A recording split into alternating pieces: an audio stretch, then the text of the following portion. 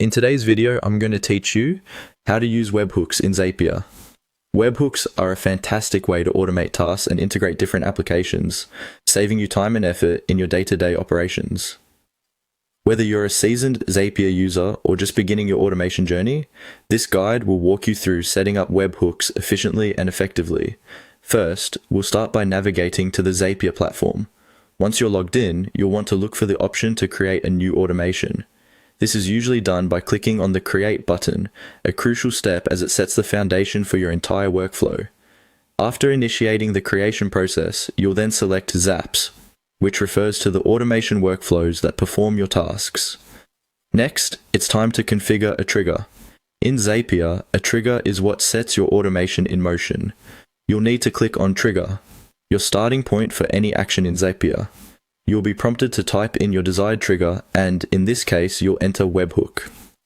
Webhooks are incredibly useful because they listen for real-time data updates or changes, which can then activate the sequences you set in motion. As you type in webhook, the next step is to add a specific event type, which in this scenario will be the catch hook option. Catch hook is essentially Zapier's way of receiving data from a webhook, enabling your Zap to react instantly to the incoming information. With your event type set, proceed by clicking on Continue. This action is crucial as it takes you to the next stage, where Zapier will provide you with a unique URL. This URL is the linchpin of your webhook, serving as the endpoint that will receive data. Copy this URL carefully, as you'll need it for the next phase.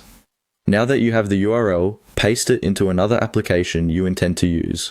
For this example, we'll refer to it as Shopify. The integration varies depending on the app, but generally you'll find settings or integration sections within most apps where webhooks can be entered and configured.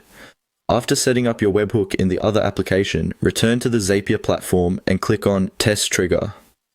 This step is vital as it ensures everything is set up correctly.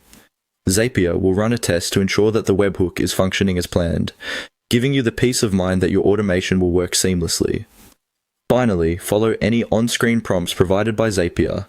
These prompts will guide you through any additional setup details or preferences, ensuring your webhook is perfectly configured for your specific needs.